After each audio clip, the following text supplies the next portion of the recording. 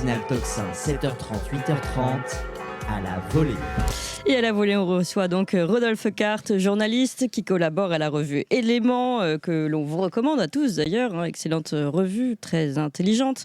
Ça fait du bien aussi de temps en temps. La revue également Front Populaire et Omerta, auteur de ce livre, donc Faire Légion aux éditions Eteri. Et puis vous aviez également celui-ci, d'ailleurs, aux éditions de la Nouvelle Librairie, La menace néoconservatrice, une France et une Europe sous influence. Alors on va commencer par Faire Légion. Faire Légion, vous dites d'ailleurs que c'est votre premier livre. Vous avez pris la plume en premier pour ce livre, puis vous avez attendu avant de l'écrire. Pourquoi ?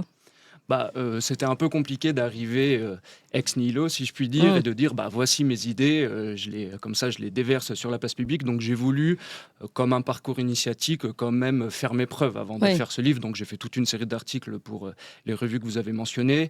J'ai fait un premier livre aussi sur la figure de Georges Sorel, qui est une figure à mon avis assez importante des idées politiques françaises. Et j'ai fait un deuxième livre plus polémique qui revenait sur le débat entre identitaire et souverainiste. Et moi, en tant que nationaliste, c'est vrai que pour moi, c'est les deux piliers en fait sur lesquels il faut s'appuyer pour demain proposer un projet global politique cohérent. Et donc j'arrive avec ce troisième livre qui est un peu la synthèse justement de ces deux précédents livres et qui est une proposition, alors plutôt à la jeunesse, parce que comme vous l'avez mentionné, je l'ai écrit lorsque j'étais un peu plus jeune, alors j'ai un peu évolué sur certaines positions, mais par contre j'ai essayé de conserver l'élan que j'avais eu au moment de l'écriture, tout en le dotant d'un corpus doctrinal, un minimum quand même, histoire d'avoir quand même des propositions. D'accord. Alors justement, quelle est cette proposition ? Faire Légion, d'abord, à qui vous vous adressez ? Vous avez déjà répondu. Dans quel contexte ? Et ce terme de faire Légion, c'est très intéressant, mais évidemment une image, au moins une imagerie militaire. Vous allez nous répondre aussi sur cet appel, on va dire, de retour à l'ordre, d'une certaine façon, et peut-être aussi à certaines valeurs. Mais d'abord, vous avez commencé à répondre à qui vous vous adressez. Si vous pouvez peut-être continuer sur ce sujet-là, et surtout à quel mal vous vous adressez finalement. En fait, ça part aussi d'un paradoxe. On autorise aujourd'hui des étrangers à venir se battre pour la patrie française et pour le drapeau avec la Légion étrangère, ce qui est tout à fait respectable, bien évidemment. Mais par contre, j'ai toujours trouvé une manière, comme un paradoxe, qu'on empêche aux peuples autochtones, ou en tout cas aux Français plutôt nationalistes, en tout cas qui ont une conscience identitaire et patriote, de s'engager politiquement pour leur pays. On le sait que les notions de nationalisme, de patriotisme, de protectionnisme, ils sont plutôt ostracisés dans le débat public depuis X années, même si ça commence petit à petit à changer. Exactement. Et même, j'ai envie de dire, avec les situations géopolitiques qu'on a connues. On reconnaît le nationalisme israélien, le nationalisme russe, le nationalisme ukrainien, mais par contre, on nous empêche, nous, de revendiquer... Le nationalisme russe, il n'est pas tout à fait reconnu, on va dire, exactement, mais il existe, c'est différent. C'est plutôt le thème de mon deuxième livre que vous avez présenté. Bien évidemment, là-dessus, il y a aussi un deux poids, deux mesures médiatique, mais en tout cas, on autorise certains nationalismes, mais par contre, on nous dénie, nous, le fait de nous revendiquer comme nationalistes français ou patriotes français. Donc voilà, je suis parti de ce postulat. Et après, comme vous l'avez mentionné, le côté légionnaire, il me plaît quelque part parce qu'il y avait véritablement, à mon avis, l'importance de repenser certaines questions, comme par exemple celle de l'État.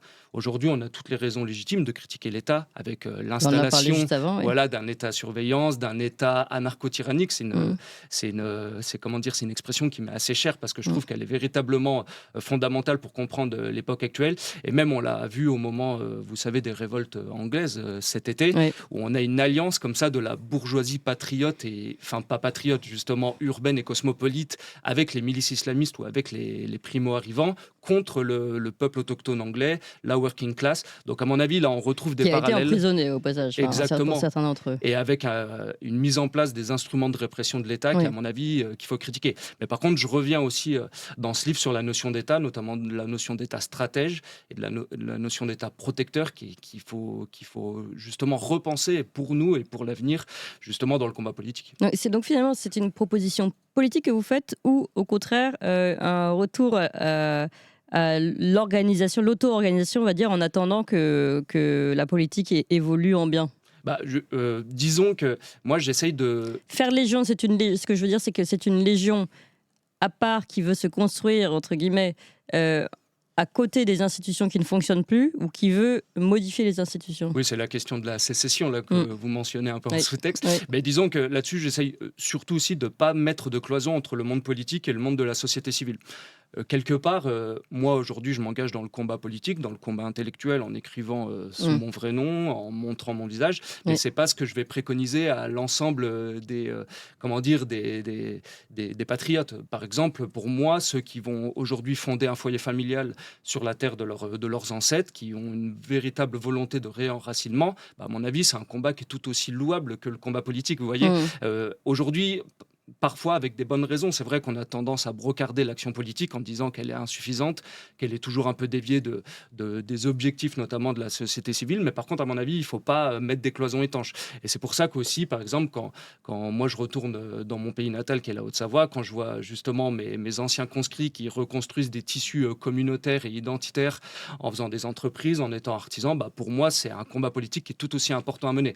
Donc voilà, j'essaye à travers ce livre de montrer qu'il ne faut pas les dissocier et les opposer. Il y a un combat politique d'une part et il y a le combat politique dans la société civile. Et à mon avis, il faut essayer plutôt de faire des liens que d'essayer de les diviser. Alors pourquoi cette notion de légion alors pourquoi ça vous était cher? Vous auriez pu dire se réorganiser. Pourquoi revenir à ce vocabulaire-là? Disons, pour résumer, l'idéal type dans un État libéral ou dans le monde libéralisé comme on le connaît dans l'Union européenne, c'est le type de l'individu consommateur. C'est le fameux homo economicus. Et moi, j'essaie de revenir à une filiation ou en tout cas à une tradition qui n'est pas forcément que française, qui est plutôt européenne, avec la tradition romaine et grecque, bien évidemment, du citoyen engagé dans la police, dans la cité. Et j'essaye justement d'insister sur ce point en montrant que l'idéal type qu'on avait réussi à construire en France, c'était véritablement l'idéal du citoyen, comme ça, engagé dans sa cité, ce qui l'empêche pas de vaquer à ses occupations privées aussi. Vous voyez, c'est véritablement sur les deux points qu'il faut toujours insister. Mais voilà, j'ai voulu aussi faire un contrepoint ou un contre-pied à la proposition libérale qu'on nous propose à travers l'Union européenne d'être un unique individu consommateur, sans lien, sans racines et sans patrie, si je puis dire. Donc qu'est-ce que vous demandez aujourd'hui à cette légion? Qu'est-ce que vous lui exhortez à faire? Moi, cette nouvelle légion. J'ai construit, si vous voulez, l'idée d'un mythe légionnaire, et c'est un mythe qu'on pourrait, fonder sur 3 piliers. Le premier pilier à reconnaître, c'est qu'il y a un peuple historique, un peuple majoritaire, et qu'il faut tout faire, à mon avis, pour le protéger, ou en tout cas pour qu'il soit encore demain majoritaire sur son pays. Vous êtes sûrement parisienne, Clémence, et vous avez... Non, mais vous, en tout cas... non loin, mais... Non loin, exactement. Et il y a un an, il y avait des campagnes de publicité où on nous vantait la France comme terre d'immigration et on nous présentait, vous savez, les anciennes princesses ou les anciens princes en disant qu'ils avaient des origines espagnoles ou italiennes. Évidemment, c'est un mensonge pur et complet. On le sait que la France s'est constituée sur un creuset ethnico-culturel relativement homogène jusqu'aux immigrations de masse de l'après-Seconde Guerre mondiale. Parce que les premières vagues d'immigration, celles qu'on a connues on va dire au milieu du 19e siècle, c'était des vagues intra-européennes, c'était des Italiens, c'était des Belges, et les travaux de Pierre Milza nous ont montré que de 1870 à 1940, sur les 3,5 millions d'Italiens venus en France, seul 1,3 million est resté. Donc, à mon avis, c'est quelque chose d'assez éloquent, parce qu'en plus, les Italiens, moi j'habite à la frontière italienne, vu que je viens de Haute-Savoie, on a des correspondances, on a la même religion, on a le même fond ethnico-culturel, donc il y avait vraiment des correspondances. Et pourtant, à l'époque, une immigration était de travail, elle était aussi temporaire et elle était intra-européenne. Et on voit à partir des années 1970 qu'il y a un renversement de la nature de l'immigration, parce qu'elle a destination à devenir éternelle, ou en tout cas à s'installer, c'est le fameux regroupement familial, le décret de 1976, mais on voit aussi qu'elle est extra-européenne et qu'elle n'est plus de travail mais de consommation.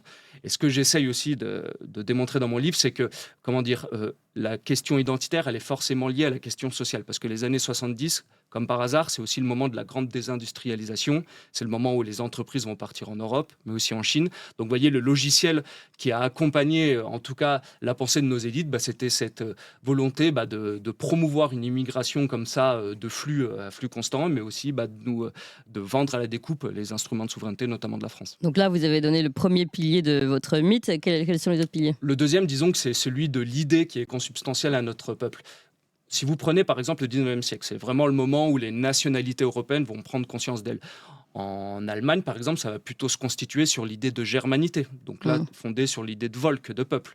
Vous prenez l'Angleterre, bien évidemment, il y a un peuple, mais ça va aussi, elle va aussi se constituer sur l'idée d'insularité, le fait que ce soit une île. Vous prenez la nation américaine, elle va plutôt se constituer en pensant que c'est le peuple élu, la nation WASP. En France, disons que c'est un peu un mix de tout cela, mais par contre, à mon avis, il y a quelque chose qui est consubstantiel et qui est vraiment particulier à la France, c'est l'idée d'indépendance et de liberté. Ce qu'il ne faut pas oublier, c'est que la dynastie capétienne, qui va véritablement constituer la nation française, elle s'oppose à deux choses à l'époque, à l'Empire, au Saint-Empire romain germanique, mais aussi à l'Église. Du Xe siècle au XVIIIe siècle, on a quand même 16 rois qui vont être excommuniés. Donc, vous voyez, c'est vraiment cette idée d'indépendance qui a constitué, à mon avis, la nation française. Donc là-dessus, il faut insister. Jusqu'à la troisième voie de Charles de Gaulle, finalement. Exactement. Et le troisième pilier, c'est celui de territoire, c'est celui d'enracinement. C'est la révolte, ou en tout cas la résistance contre les Huns au champ catalonique, mais on le retrouve aussi au moment de Jeanne d'Arc, on le retrouve avec les forteresses Vauban, et on le retrouve avec, bien évidemment, Charles de Gaulle. Donc vous voyez, à mon avis, c'est sur ces trois choses que j'essaie de constituer le mythe légionnaire. C'est sur l'idée d'un peuple à préserver, une idée consubstantielle à notre pays qui est l'idée de souveraineté et d'indépendance. Et en tout cas, la troisième chose, c'est le territoire. Et bien évidemment, aujourd'hui, le territoire, on ne le défend plus de manière militaire comme avant, mais par contre, on pourrait le défendre en voulant préserver les industries sur le sol français. Oui. Vous voyez, c'est un Par petit... exemple, ou le paysage. Exactement, ça aussi, ça fait partie, bien évidemment, du combat, à mon avis, à mener sur la défense du territoire. C'est un territoire écologique aussi. Et c'est pour ça que j'essaye aussi d'insister sur les notions de démondialisation, de retour au localisme et d'économie fermée. Et à mon avis, ça c'est un angle mort que la gauche a. Parce que moi, je m'intéresse beaucoup J'allais y venir, à Jean-Luc Mélenchon, parce que je prépare une biographie intellectuelle sur lui, vous voyez. Donc je m'intéresse beaucoup, notamment à son Institut de la Boétie. C'est un peu le centre de formation des élites de la France insoumise. Et eux, ils pensent aussi la question écologique. Mais par exemple, quand ils pensent la question écologique, on va se retrouver sur les notions du circuit court, de démondialisation. Mais le grand impensé de la pensée écologiste de gauche, c'est la question de la préservation des peuples. Que nous avons à droite, et à mon avis, qui forment un ensemble cohérent. En fait, eux, c'est plutôt préservation des peuples, mais halogène. Voilà. Ils pensent toujours aux peuples souvent des renversé, autres. En plus, C'est ce qui est assez intéressant. Oui, donc justement, j'allais revenir sur cette histoire de territoire, qui en effet fait partie de un de vos mantras. Et justement, vous, en tant que journaliste aussi, vous travaillez pour la revue Léman et d'autres, vous travaillez à accompagner ou à suivre, en tout cas, ces mouvements locaux dont vous parliez. Est-ce que vous pouvez nous dire comment se porte justement ce retour au localisme aujourd'hui, si vous avez des illustrations? On a l'exemple toujours un peu caricatural des néo-ruraux. Et par exemple, j'avais fait aussi un article pour Éléments sur, vous savez, au moment du Covid, on a toute une partie des urbains, avec le développement du télétravail, qui se sont expatriés, ou en tout cas qui sont parfois rentrés sur la terre de leurs ancêtres. Par exemple, en Bretagne. Et c'est le fameux livre de Christophe Guilluy, Le mur de l'Atlantique. Et ce qu'on s'est rendu compte, c'est que quand on avait une partie des urbains qui se rentraient comme ça, ou en tout cas qui achetaient des maisons secondaires sur le littoral, notamment atlantique, on s'est rendu compte que ça impactait directement les autochtones. Parce que bien évidemment, le prix augmente, les Parisiens arrivent avec un portefeuille plus conséquent que celui des autochtones, et on voyait que justement les autochtones du coin, notamment les jeunes, étaient obligés de partir. Exactement. Et nous, c'est quelque chose qu'on a connu, par exemple, moi qui viens de Haute-Savoie, l'exploitation de ski, c'est quelque chose que j'ai connu. Moi, aujourd'hui, je suis dans l'incapacité d'acheter sur la terre de mes ancêtres. Vous voyez, là, ça pose un problème directement avec l'identité, mais c'est quelque chose aussi que les Corses, par exemple, connaissent. Les Basques, ce genre de choses. Donc, vous voyez, côte atlantique. Alors maintenant, disons qu'il y a des surtaxes qui sont censées réguler tout ça, mais ça ne marche pas forcément très bien. Mais par exemple, on a des pays, je pense à la Suisse, que je connais un petit peu, où justement, ils ont mis en place des lois pour protéger justement les petits villages, pour éviter qu'il y ait des véritables OPA comme ça d'étrangers. Parce que moi, par exemple, qui habite pas loin d'un village, d'une station de ski comme Megève, 6 mois dans l'année, on n'a que des volets fermés. Donc, bien évidemment que ça va tuer la vie locale, la vie communautaire. Donc, à mon avis, il y a des initiatives à faire dans ce sens. Et même, je pourrais mentionner, par exemple, l'Academia Christiana, qui est véritablement intéressant parce qu'ils vont réussir à relier comme ça le retour du religieux avec la religion catholique, mais aussi avec le côté communautaire. Et là, on retombe, par exemple, sur les livres de feu Patrick Buisson, qui mentionnait très bien que la perte de la catholicité en France, ça a été corrélé comme par hasard à la perte des fêtes communautaires. Oui. Et c'est vrai que moi, par exemple, dans mon village... Mais il corrélait aussi avec la perte de champs, c'est justement le cas de le dire, des agriculteurs. Exactement. Qui participaient beaucoup à cette vie chrétienne, à cette fête. Et quelque part, c'est le retrait de cette société agraire qui était communautaire, religieuse, et comme par hasard, pour revenir aux travaux sur lesquels je fais de Mélenchon, lui pointe le doigt et lui veut se débarrasser de cette société type agraire, communautaire, pas forcément fermée, mais disons qu'il y a des frontières. Donc des frontières, on peut les ouvrir, mais on peut aussi les fermer. Donc c'est pour ça, à mon avis, que c'est aussi intéressant, parce que ce qu'on s'est rendu compte, c'est que quand on abat les frontières extérieures, pousse à l'intérieur des murs. Vous savez, c'est les fameuses remparts autour de la Tour Eiffel. Donc vous voyez... c'est autour de votre peau aussi, parce que bientôt, on est tous GPSisés, QR codisés, etc. Donc maintenant, les murs se font d'une personne à l'autre. Voilà. Je comprends le mythe. Est-ce que vous avez de l'espoir, vous? Justement, vous êtes jeune, vous écrivez. Est-ce que vous avez de l'espoir pour la jeunesse, mais même pour la France? Et par où vous voyez cette porte de sortie, si elle existe? Disons que c'est une question que je n'ai pas à me poser. Souvent... Je fais pas mal le tour de France en ce moment pour faire des conférences. J'étais à Limoges la semaine dernière, je suis allé à Nice, Bordeaux. J'ai fait Lyon, Paris, j'en ai fait plusieurs. Et moi, pour le coup, justement, quand je vois les jeunes, et parfois même de tout âge, j'ai vraiment parfois des retraités aussi qui viennent à mes conférences. Mais par contre, quand je vois les jeunes, à chaque fois, je vois des actifs, je vois des artisans, je vois des personnes qui sont cadres aussi, je vois des petits patrons d'entreprise, je vois des couples aussi qui ont fondé des familles. Donc, vous voyez, quelque part, ça nous remet un peu d'élan. Et par contre, la question du pessimisme ou de l'optimisme, alors bien évidemment, je suis un homme, j'ai mes périodes où je suis un peu plus optimiste et d'autres où je suis un peu plus pessimiste, mais c'est une question que je pose pas. Et je pense une vérité qu'on doit incorporer, ou en tout cas qu'on doit intégrer dans notre génération, c'est qu'on sera une génération sacrifiée. Il faut l'accepter. Mais par contre, si on combat, c'est aussi pour nos ancêtres, bien évidemment, mais aussi pour ceux à naître. Vous considérez véritablement que vous êtes une génération sacrifiée, c'est-à-dire sacrifiée dans quel sens? Que ce soit d'un point de vue social, d'un point de vue identitaire, on le voit notamment avec la montée de l'insécurité. On sait qu'on ne va pas être une génération, en tout cas, qui va être dorlotée. Et je pense qu'il faut... Ça, c'est sûr. Peut-être pas, on peut dire qui n'est pas protégé, ça c'est sûr. Donc encore moins dorloté, ça c'est certain. Mais est-ce que aussi le moment où les révélations se font, est-ce que c'est pas aussi plus important finalement de pouvoir vivre en vérité plutôt que de vivre dorloté? Ça, si vous voyez ce que je veux dire. Bien évidemment. Et ça, on commence à le voir émerger ce réel, d'ailleurs, malgré tout, parce que c'est cette terrible chose qui arrive, Philippines, d'autres, etc. Au moins, on ne peut plus nier un réel qui nous dépasse. Oui, et vous savez, on a souvent considéré que la notion de déclassement n'attaquait ou en tout cas ne touchait que les classes moyennes. Aujourd'hui, on se rend compte que la notion de déclassement commence à toucher même une partie de la petite bourgeoisie. Oui, tout à fait. Donc là, peut-être que ça va basculer. C'est des travaux d'Emmanuel Todd qui sont assez intéressants là-dessus, qui montraient qu'à statut égal, les enfants de la petite bourgeoisie, par exemple des petits médecins, se rendaient compte, si leurs parents avaient pu acheter, vous savez, des appartements plutôt bien situés dans Paris, là, ils commencent à se rendre compte qu'ils vont être obligés d'habiter dans la couronne, d'habiter un peu plus loin que le centre. Donc on se rend compte que véritablement, même une petite partie de la bourgeoisie commence à subir ce déclassement. Et peut-être que ça augure justement un changement politique à ce niveau-là, parce que moi, je suis assez partisan des thèses de Jérôme Sainte-Marie, vous savez, entre l'opposition entre un bloc populaire et un bloc élitaire. Et Jérôme Sainte-Marie, il n'avait pas... en tout cas, il critiquait, à mon avis, de façon pertinente la vision marxiste d'un haut contre le bas. C'est pas forcément ça, c'est plutôt des accords circonstanciés avec peut-être une bourgeoisie patriote. Alors aujourd'hui, on a du mal à la voir émerger, notamment parce qu'elle vote plutôt pour Emmanuel Macron. Elle émerge, mais elle fait 7%, quoi. Exactement. Mais par contre, on voit qu'avec une notion de déclassement, si elle arrive à se rendre compte qu'aujourd'hui, une partie de ses intérêts matériels sont en France et sont dans le retour des industries, notamment en France, là, j'ai envie de dire, l'actualité nous donne encore raison avec la vente de Doliprane par Sanofi. Mais je pourrais citer l'exemple, justement, paysan, avec les traités de libre-échange du CETA et du Mercosur, et même renvoyer nos auditeurs. Là, il faut vraiment souvent aller... moi, à chaque fois que je fais des conférences, je dis, allez voir les commissions d'enquête d'Arnaud Montebourg devant l'Assemblée nationale et de François Fillon au Sénat. François Fillon met le poids sur un problème qui est aujourd'hui l'extraterritorialité du droit américain. C'est les amendes records qu'on avait connues pour la BNP, par exemple. Et Arnaud Montebourg, à un moment, fait le listing de toutes les entreprises qu'on a perdues. Alstom, Péchinet, Lafarge. Je n'ai même pas envie de les citer parce que ça fait mal au cœur, pour le coup. Mais vous voyez, là, on a véritablement, si mon livre peut avoir un côté théorique, j'essaye aussi de prendre ces exemples dans le réel parce qu'à chaque fois, il faut faire cette liaison entre la théorie et la réalité. Vous avez au plus fait la liaison entre votre premier et votre deuxième livre, parce que là, vous parlez d'Arnaud Montebourg, Alstom notamment, et on arrive sur ce deuxième livre, La menace néoconservatrice, une France et une Europe sous influence.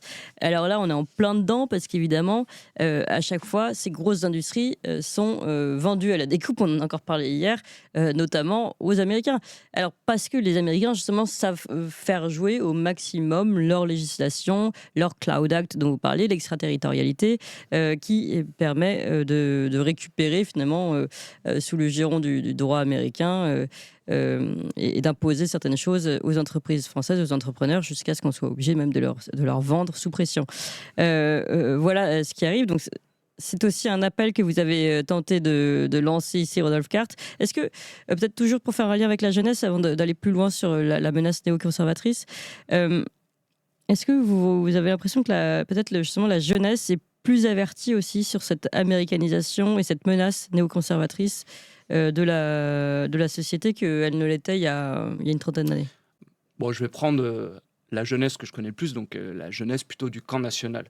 Là, par contre, on voit il y a un retour du tropisme occidentaliste dans la jeunesse, alors que moi, j'essaye pas de combattre, mais en tout cas, j'essaye de lui opposer des arguments.